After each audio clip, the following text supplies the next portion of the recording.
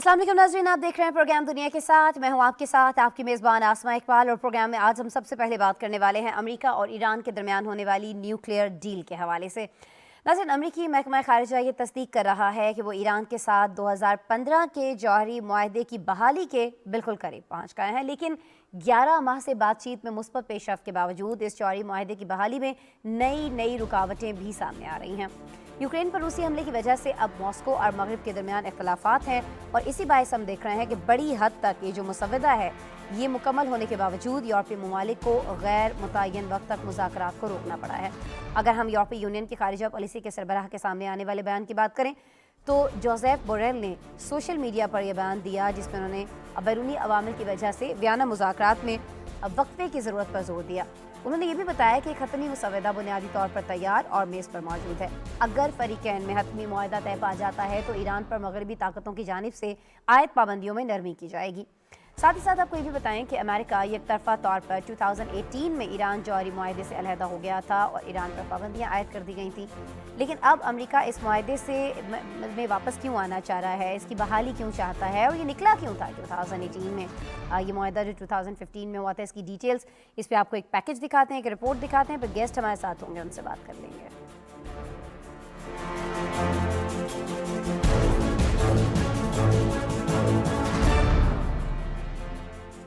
America का Iran जौहरी मुआहदे की बहाली के करीब पहुंचने का दावा फिर सामने आ गया।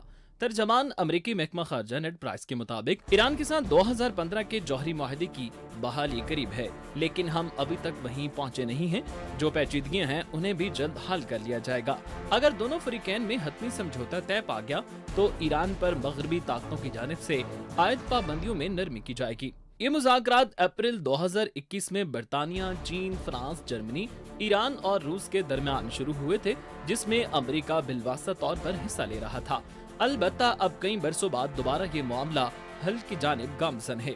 वियना मुज़ाकरात की सदारत करने वाले यूरोपीय यूनियन की सफारत ने गुज़िश्ता हफ्ते बताया कि वफूद मुआहदे के हतमी मुसव्वदे पर बातचीत के लिए तैयार थे, लेकिन ये पेशरफ्त उस वक्त रुक गई जब रूस ने इस जमानत का मुतालबा किया था कि यूक्रेन पर इसके हमले के नतीजे में मगरबी पाबंदियों के बावजूद ईरान के साथ उसकी तिजारत मुतासिर नहीं होगी। रूसी वज़ीर ख़ारजा सरगेई लारोफ ने इंदिया दिया था कि रूस को वाशिंगटन से तहरीरी जमानतें मौसूल हुई हैं। दूसरी जानिब इस खबर को अगले ही रोज ईरान ने 2 ईरानी नजात बरतानवी बाशिंदों को रिहा कर दिया, जिसे सफारती पेशरफ्त के तौर पर देखा जा रहा है। यूरोपीय यूनियन की खारजा पॉलिसी की सरबराह जोसेफ ने रूस के यूक्रेन पर हमले के बयान में कहा कि बैरूनी अवामिल की वजह से वियना मुज़ाकरात में वक्फे की जरूरत है।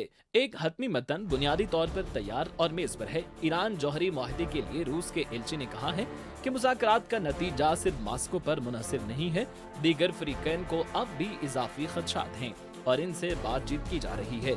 ईरानी वजारत खारजा के तर्जुमान के मुताबिक अमेरिका को आलमी ताकतों के साथ ईरान के 2015 के जौहरी मुआहदे को बचाने के लिए फैसला करना होगा। रिपोर्ट्स के मुताबिक 2018 में ईरान जौहरी मुआहदा इस वक्त खत्म हो गया था जब उस वक्त के अमेरिकी सदर डोनाल्ड ट्रंप ने ड्रामाई तौर पर उससे अलहदगी इख्तियार करके ईरान पर तेजी से इक्तिसादी पाबंदियां आयद कर दी थीं।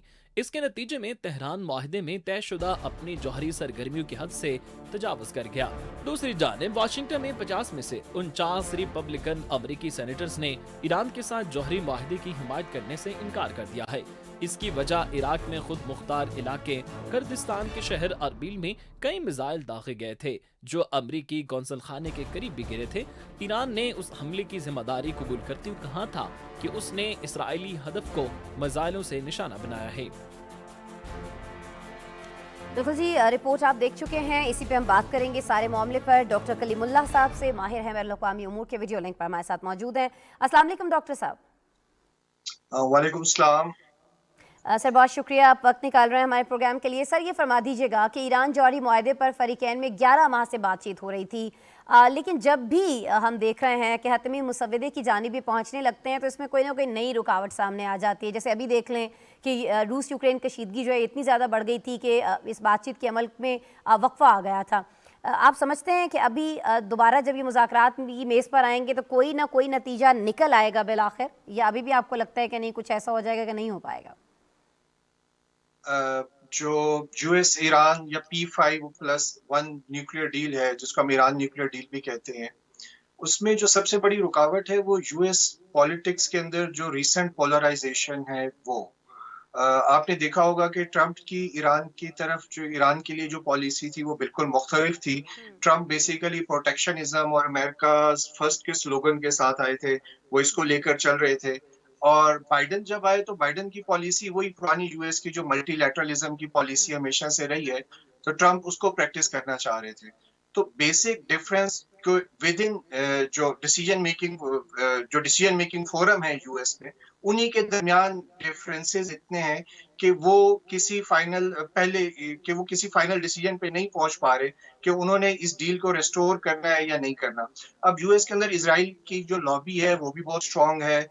फिर बाइडेन एडमिनिस्ट्रेशन की जो पॉलिसीज हैं वो बिल्कुल डिफरेंट है जो ट्रम्प एडमिनिस्ट्रेशन की पॉलिसीज थी टुवर्ड्स मिडल ईस्ट। तो मेरा ख्याल है कि ये डील रेस्टोर बेसिकली इस वजह से नहीं हो रही कि यूएस के अंदर कोई कंसेंसस डेवलप नहीं हो पा रहा। लेकिन क्योंकि अब जब से रशिया ने यूक्रेन में इन्वेड किया है, उसके बाद से यूएस की ये मजबूरी बन गई है कि मार्केट के अंदर जो ऑयल स्कैर्सिटी है या जो ऑयल की कमी है, उसको किसी तरीके से वेनेजुएला और ईरान के ऑयल से पूरा किया जाए। तो मेरा ख्याल है कि अब क्योंकि यूएस की मजबूरी है, वो चाह रहा है कि ये डील हो जाए। लेकिन अब मैं अगर जो नेगोशिएशन हुए जब मैं उनको देख रहा था, तो अब ईरान की तरफ से कुछ ज़्यादा डिमांड्स आ गई हैं। जैसे ईरान की तरफ से अब नेगोशिएशन में एक डिमांड आई कि जो इरानियन रेवोल्यूशनरी गार्ड हैं, उनको अमेरिका ने टेररिस्ट डिक्लेयर किया हुआ है, टेररिस्ट ऑर्गेनाइजेशन डिक्लेयर किया हुआ है। तो ईरान ये चाहता है कि जो आपने हमारे रेवोल्यूशनरी गार्ड को डिजिग्नेट किया एज ए टेररिस्ट, तो ये डिजिग्नेशन आप लिफ्ट करें। तो ईरान जान रहा है, ईरान को लग रहा है कि शायद उसके ऑयल की जरूरत है और यूएस से वो शायद कुछ और बातें अपनी मनवा सकता है। तो ईरान की तरफ से कुछ डिमांड्स हैं, पहले से ज्यादा डिमांड्स आ गई हैं। फिर आपने देखा होगा कि रशिया ने भी, क्योंकि P5+1 एग्रीमेंट है ये, और P5 कंट्री में रशिया भी शामिल है। अब रशिया जब तक इस डील के ऊपर साइन नहीं करेगा, इस डील के रेस्टोरेशन पे, ये डील रेस्टोर नहीं हो सकती। ऐसा नहीं हो सकता कि डील को सिर्फ यूएस और यूरोपियन जो कंट्रीज है वो मिलकर रेस्टोर कर लें, रशिया के भी साइन होना जरूरी है। अब रशिया ने साइन करने के लिए कंडीशन ये इम्पोज की है कि रशिया तब साइन करेगा कि रशिया और ईरान की जो ट्रेड है उसको, जो वेस्टर्न सैंक्शन है, उनका इम्पैक्ट उस ट्रेड पे नहीं आना चाहिए, यानी उस ट्रेड को वेस्टर्न सैंक्शन इम्पैक्ट ना करे। तो इसमें कॉम्प्लिकेशन टाइम के साथ बढ़ रही है इस डील के रेस्टोरेशन में। अच्छा ठीक है, वाशिंगटन की कुछ बात कर लेते हैं। जैसे कि आपने खुद कहा कि जी रशिया का बहुत ज़्यादा ज़रूरी है होना, अगर रशिया नहीं है तो फिर हो ही नहीं सकती है। ज़ाहिर सवाल ये भी उठ रहा था कि रूस और ईरान बाहमी तिजारत जारी रख सकेंगे, क्योंकि रूस पर तो हमने देखा है कि मगरब ने बहुत सख्त पाबंदियां आयद कर रखी थी। अच्छा सर, ये फरमा दीजिएगा कि वाशिंगटन में 50 में से 49 जो रिपब्लिकन अमरीकी सेनेटर्स हैं उन्होंने ईरान के साथ जौहरी मुआहदे की हिमायत करने से इनकार कर दिया है। इसकी वजह ये बताई जा रही है कि इराक में चंद रोज़ कबल जो मिसाइल दागे गए थे उसकी वजह से इन्होंने ये फैसला किया है। क्या अमेरिका की जानिब से जो बाइडेन इंतजामिया की तरफ से दबाव बढ़ाने की कोशिश है, क्योंकि कई दूसरे मुल्क भी ईरान के साथ इस मुआहदे से नाखुश हैं, इससे कुछ होने वाला है या नहीं होने वाला है? असल में ईरान की तरफ से जो मिसाइल फायर किए गए थे वो रिएक्शन था उसका, जो इजराइल की तरफ से दो जो ईरानियन रेवोल्यूशनरी गार्ड थे उनकी असैसिनेशन हुई थी, टारगेट किलिंग हुई थी सीरिया में। तो सीरिया में जब इजराइल की तरफ से दो ईरानियन नेशनल जो गार्ड्स थे उनको टारगेट किया गया, तो इन रिस्पांस ईरान ने जो इराक के अंदर इजरायली साइट्स थी, जो कि अंडर अमेरिकन कवर थी, यूएस कवर था वो यूएस एम्बेसी का ऑफिस, लेकिन उसके अंदर ईरान का क्लेम ये है कि वो इजरायली इंटेलिजेंस के लिए ऑफिस यूज होता था, तो ईरान ने उसको टारगेट किया था। तो ये एक मतलब रिएक्शन था उसका जो इजराइल ने सीरिया में ईरान के सोल्जर के साथ किया था। बाकी जो यूएस सेनेट में आपने बात की, मैंने आपको पहले बताया कि यूएस पॉलिटिक्स में पोलराइजेशन बहुत ज्यादा हो गई है।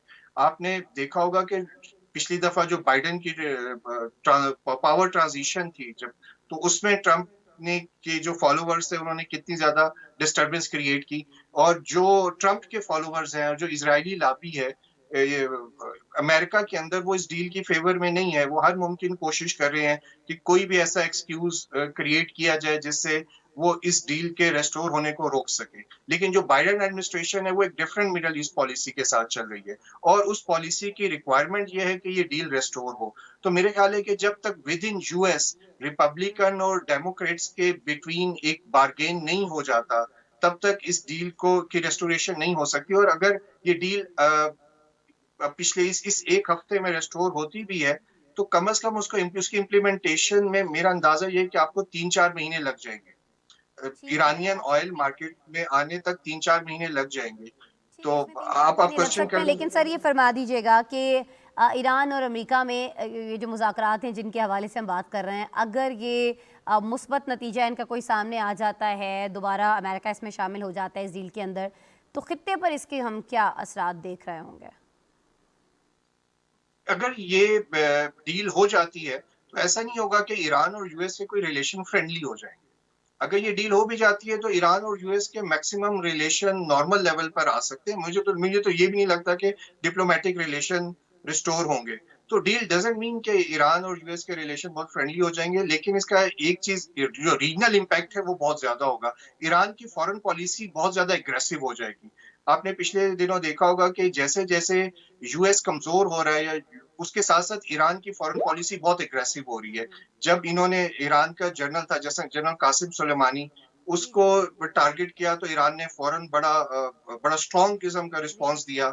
अभी फिर इजराइल में जब ईरानियन नेशनल गार्ड को टारगेट किया गया है, फिर ईरान ने उसी तरह का रिस्पॉन्स दिया है। तो हम एक एग्रेशन देख रहे हैं ईरान की फॉरेन पॉलिसी में। फिर ईरान और सऊदी अरेबिया के सीक्रेट टॉक्स चल रहे थे, उससे भी ईरान ने एकतरफा तौर पर अपने आप को विथड्रॉ कर लिया है, उन सीक्रेट स्टॉक से जो ईरान और सऊदी अरेबिया के चल रहे थे। तो हमें ईरान की जो फॉरेन पॉलिसी है, उसके अंदर एक एग्रेशन टाइम के साथ नजर आ रहा है, और मुझे लगता है ये डील हो जाएगी तो ईरान की फॉरेन पॉलिसी ज्यादा एग्रेसिव हो जाएगी।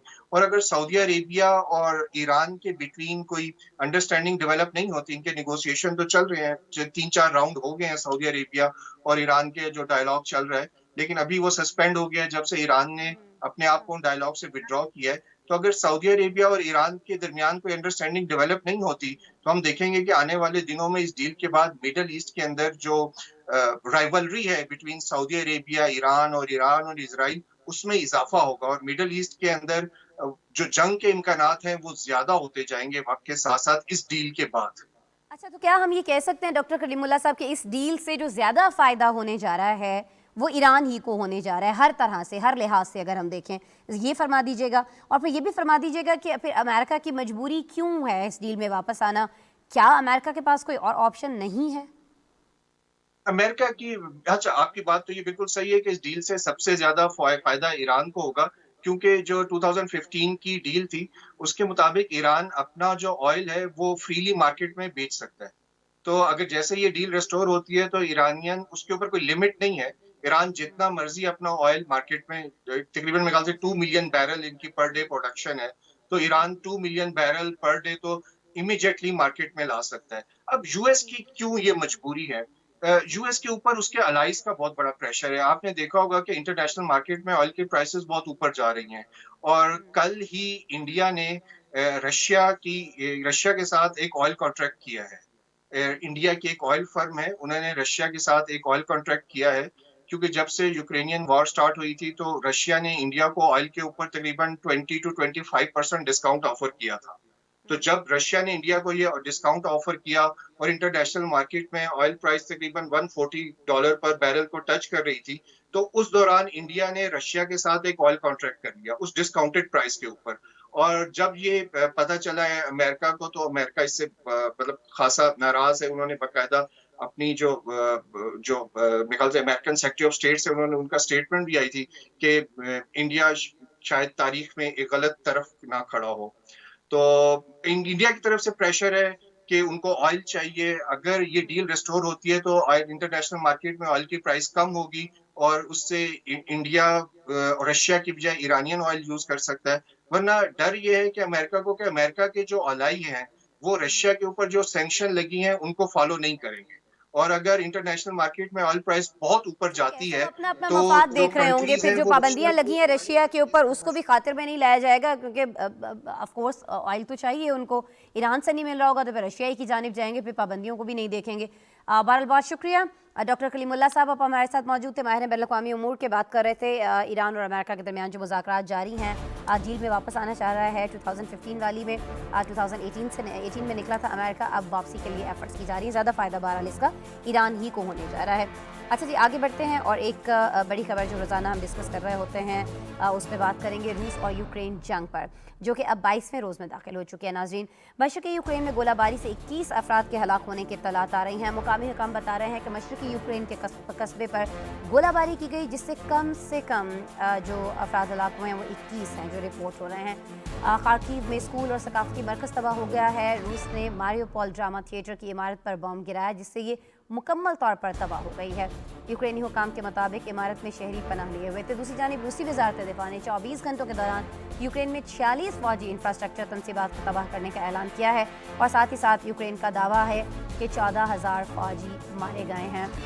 उधर सदर जो बाइडन ने अपने रूसी हम मनसब व्लादिमीर पुतिन को एक जंगी मुजरिम करार दे दिया है, जिसके बाद यूक्रेनी वज़ीर दिफा ने यूरोपीय यूनियन के अरकानी पार्लियामेंट से मुतालबा किया है कि वो भी व्लादिमीर पुतिन को जंगी मुजरिम तस्लीम करें। मॉस्को ने अमेरिकी सदर के बयान को नाकाबिल कबूल और नाकाबिल मुआफ़ी करार दिया है। मॉस्को और कीव के दरमियान जंग की सूरत हाल क्या है? ये जो अटैक हुआ है एक थिएटर के ऊपर, इसके बारे में यूक्रेन से तो इत्तलात आ रही हैं। रशिया इसको अलबत्ता मानने के लिए तैयार नहीं है कि उसने निहत्थे और आम लोगों को वहाँ पर निशाना बनाया है। फौजियों को मारने की बात हो रही है, लेकिन साथ ही साथ ये जो एक इल्ज़ाम लगाया गया है रूसी सदर व्लादिमीर पुतिन पर बाइडन की जानिब से, इस पर भी बात हो रही है। ये सारी चीज़ें हमने एक पैकेज के अंदर, एक रिपोर्ट के अंदर समोई हैं, आपको दिखाते हैं।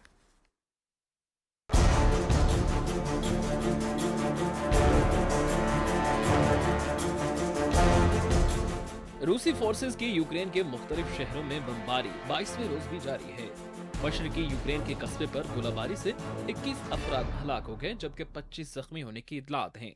खार्किव के इलाके में भी स्कूल और सकाफती मरकज तबाह हो गया। मारियोपोल ड्रामा थिएटर की इमारत भी बमबारी का निशाना बन गई।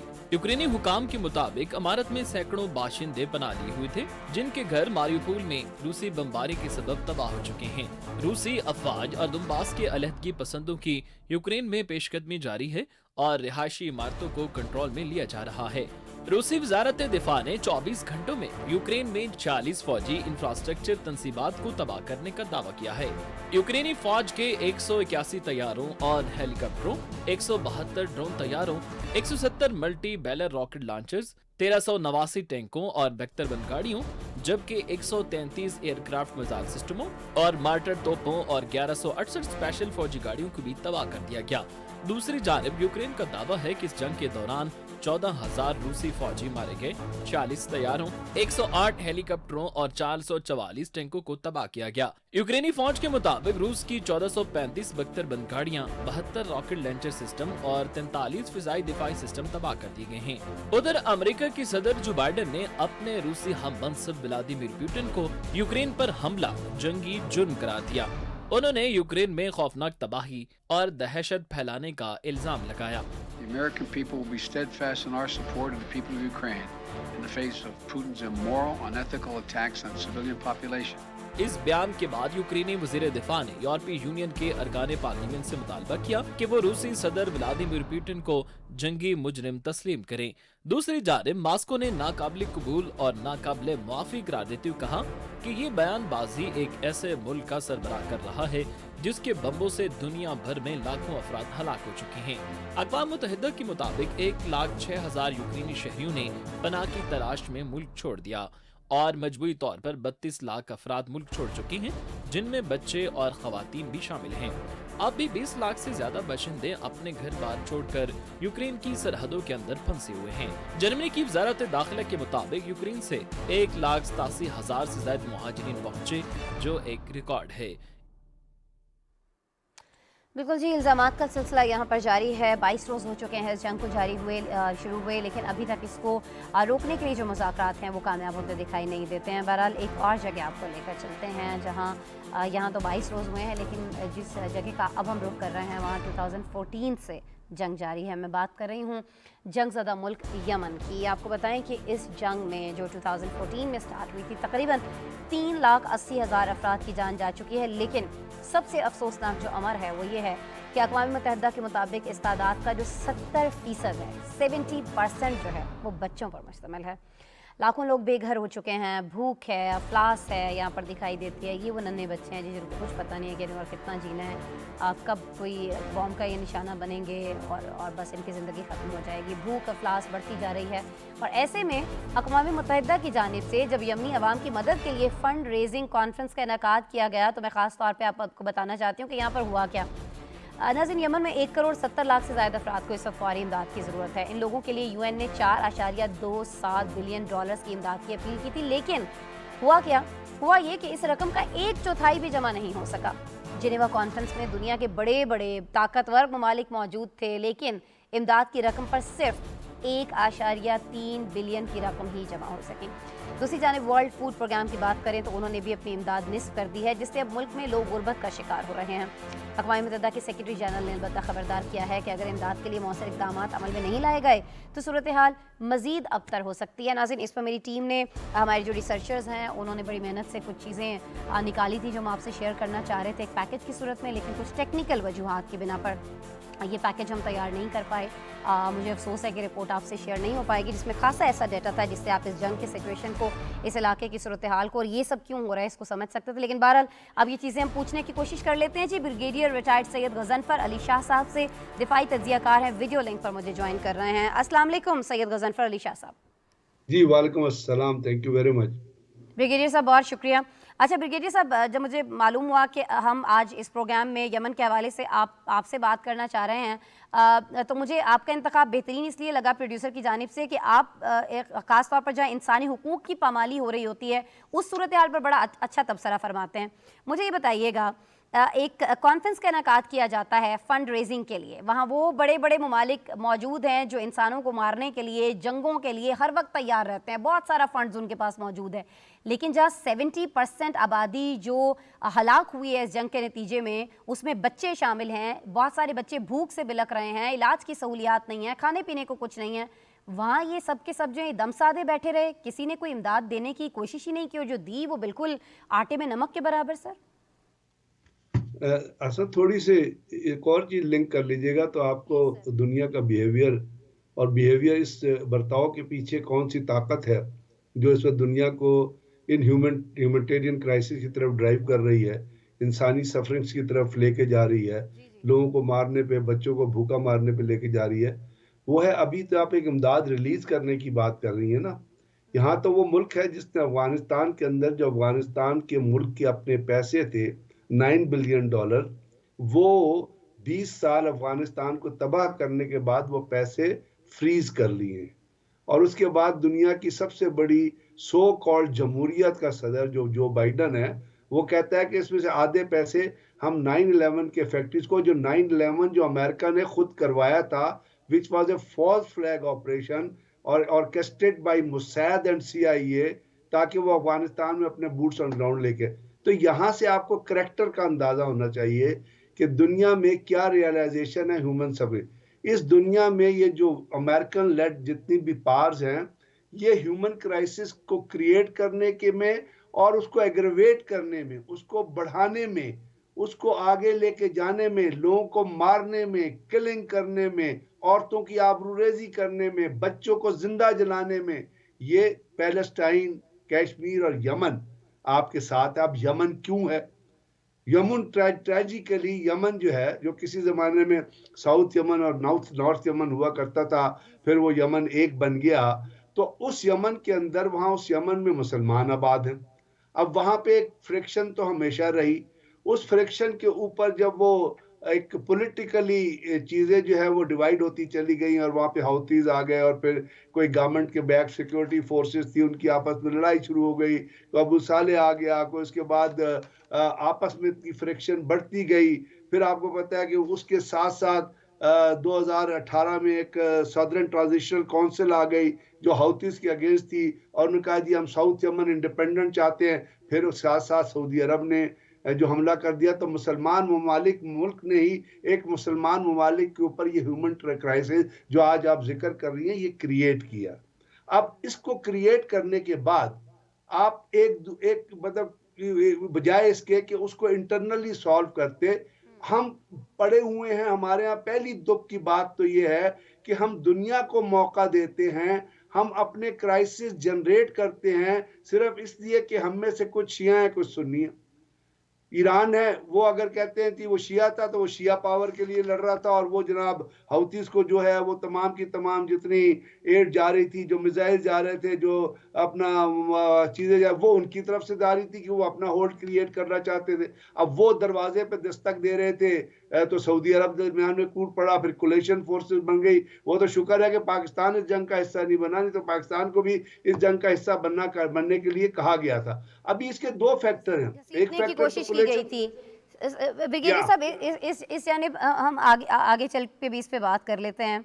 लेकिन देखिए ना, जिस तरह से आपने कहा कि इनके साथ जो हो रहा है, अफगानिस्तान की आपने मिसाल दी, तो वहाँ पर तो माइंडसेट ये है ना कि जब वहाँ का मीडिया जो कि बहुत ही बाइस्ड है, अभी यूक्रेन और रशिया जंग को जब रिपोर्ट कर रहा है तो उस पर ये रिपोर्टिंग की जा रही है, ये अल्फाज हमने खुद देखे हैं, सुने हैं कि जी ये जो लोग मर रहे हैं इसलिए इनका नोटिस लिया जाना चाहिए क्योंकि इनकी आंखें नीली हैं, इनकी स्किन जो है वो सफ़ेद है, इनके बाल जो हैं वो सुनहरी हैं, ये कोई अफ़गानिस्तान या वो ममालिक नहीं है जहाँ पे नोटिस नहीं लेना चाहिए। तो ये भी एक बड़े मसले मसाइल हैं जिन पे बात होनी चाहिए, डिबेट होनी चाहिए। लेकिन सर अभी ये फरमा दीजिएगा कि खलीज ताउन काउंसिल, इसका इजलास जो है ये 27 मार्च को होने जा रहा है, कुछ ज़्यादा दिन नहीं रह गए हैं, लेकिन कहा यह जा रहा है कि इसमें जहाँ यमन के साबिका हुक्मरानों को मदऊ किया गया है, वहीं यमन की सूरत हाल और अमन मुज़ाकरात में हौसी जंगजुओं को भी शमूलियत की दावत दिए जाने पर गौर किया जा रहा है ताकि खित्ते के अमन और यमनी अवाम की जो मुश्किलात हैं सर वो कम की जा सकें।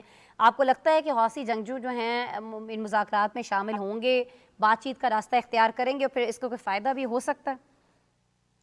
अगर तो आप एक असूल के तौर पे कहें और अगर आप ग्राउंड सिचुएशन को देख के कहें, जैसे कि ग्राउंड सिचुएशन में आपको बताया कि जो इनका वो जो है रेड सी पे जो शहर है हुदैदिया, उसके ऊपर हौतीस का कब्जा है और वो कोलेशन ने उसके ऊपर बहुत सारे अटैक किए। फिर उसका भी हौतीस का ऑफेंसिव जो है 2021 में वो मरीब की तरफ शुरू हुआ है, जो गवर्नमेंट का आखिरी स्ट्रांग होल्ड है।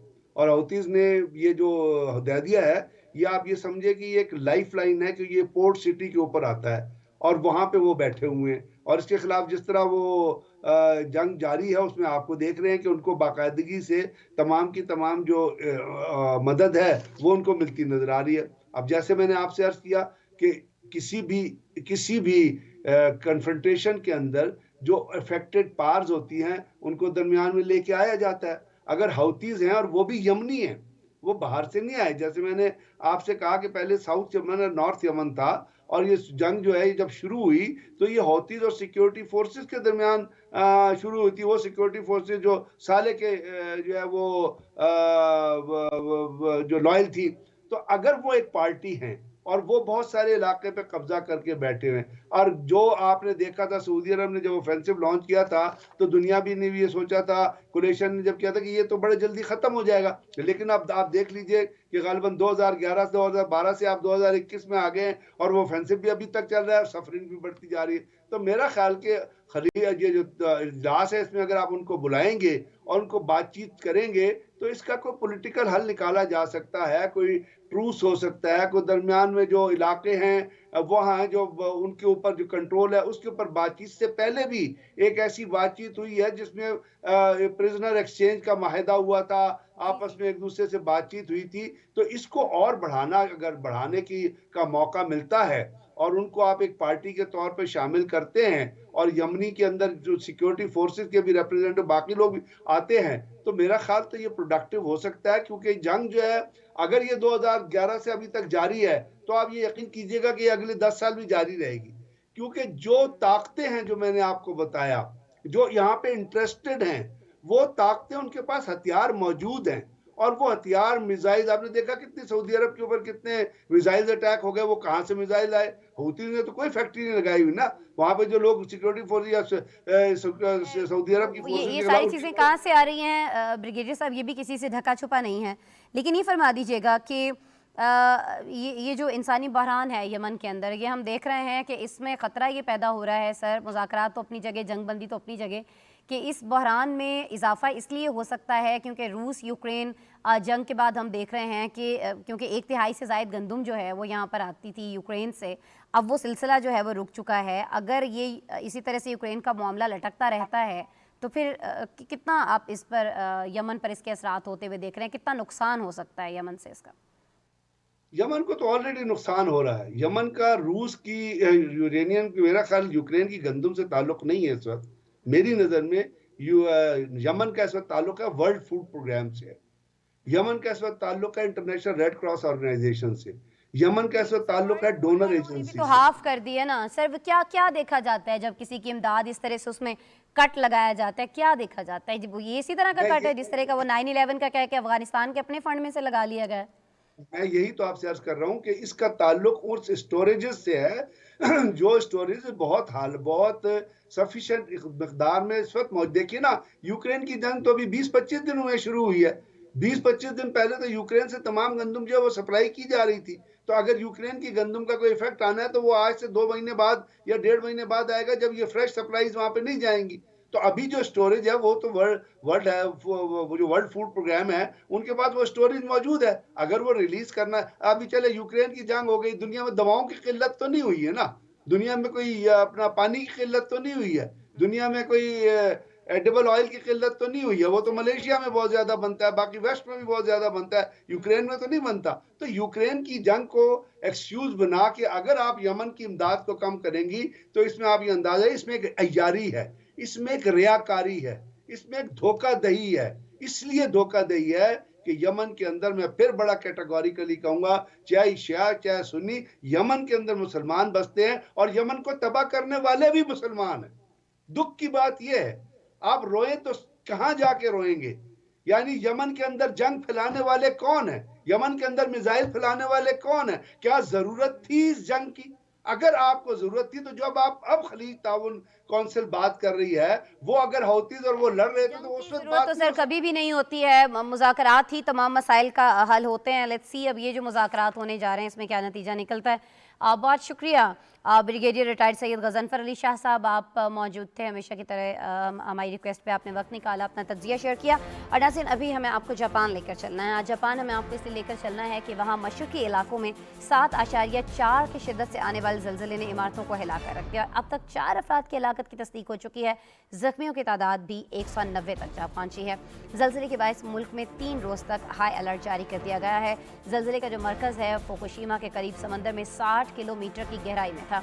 शदीद ज़लज़ले के बायस मुल्क के दारुल-हुकूमत समेत 9 सूबों के 22 लाख से ज़्यादा अफराद बिजली से महरूम हो गए हैं। और जापान में अक्सर नाज़रीन इस तरह के ज़लज़ले के झटके तो आते रहते हैं, क्योंकि ये ख़ित्ते में ज़लज़ले की जो पट्टी है ये ख़ित्ता उस पर वाक़ है। और यही वजह है कि जापान में तामीरात के लिए सख्त मयारात लागू हैं ताकि इमारतें ज़लज़ले के झटके बर्दाश्त कर सकें। यही वजह है कि अब तक 4 अफराद, ज़ाहिर है वो 4 जानें भी बड़ी कीमती थी, लेकिन बहुत कोई बड़ा जानी नुकसान जो है वो नहीं हुआ है, क्योंकि इमारतें यहाँ पर इस चीज़ को मद्देनज़र रखकर बनाई जाती हैं। कितना नुकसान हुआ है, क्या मज़ीद आफ्टर शॉक्स इसके आ सकते हैं, सुनामी की वार्निंग भी जो यहाँ जारी हुई थी वो क्यों वापस ली गई है, ये सारी चीज़ें एक पैकेज में है, आपको दिखा देते हैं।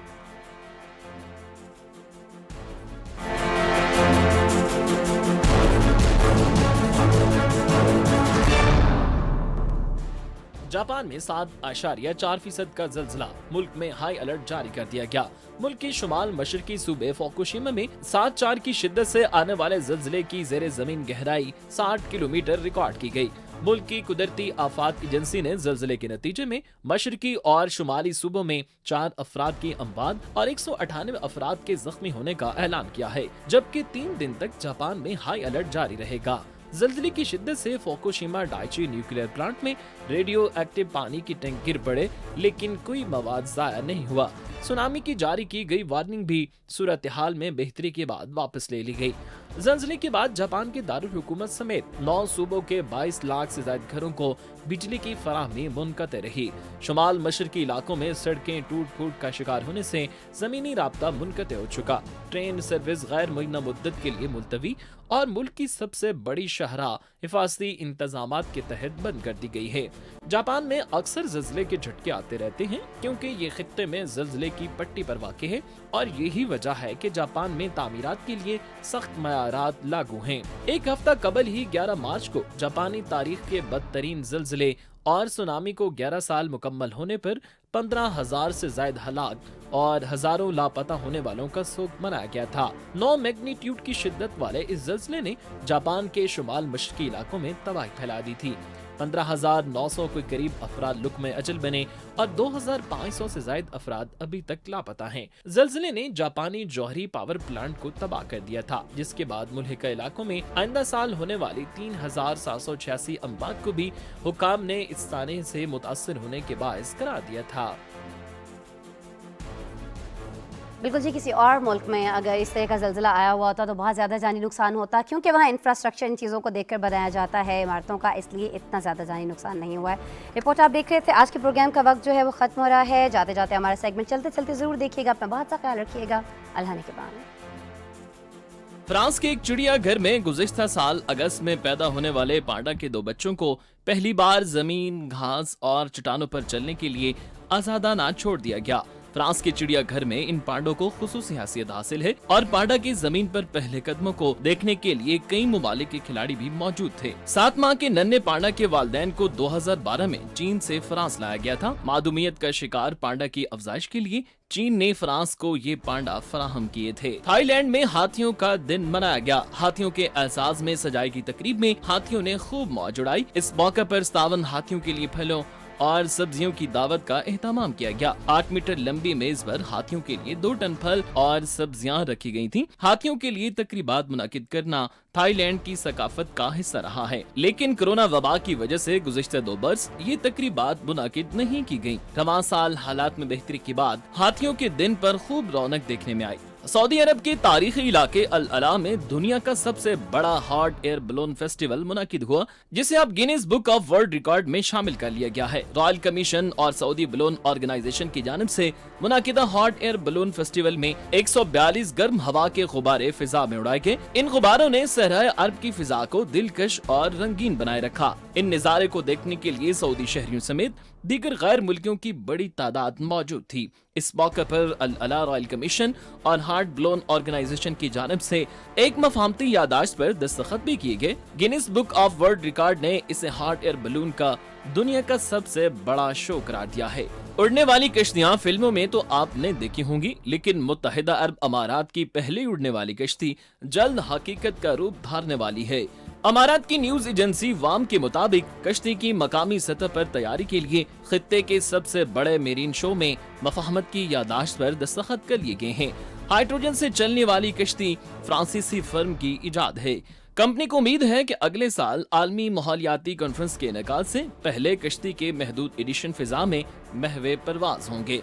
बदलते वक्त के साथ आर्ट भी बदलता जा रहा है। इसका सबूत दुबई में होने वाली एक नुमाइश में डिजिटल और NFT आर्ट की मकबूलियत से लगाया जा सकता है। नौजवानों में डिजिटल आर्ट की नुमाइश खूब दांत समेट रही है। 3 दिन तक जारी रहने वाली इस नुमाइश में कंटेम्परेरी और मॉडर्न आर्ट का इम्तिजाज दिखाया गया है।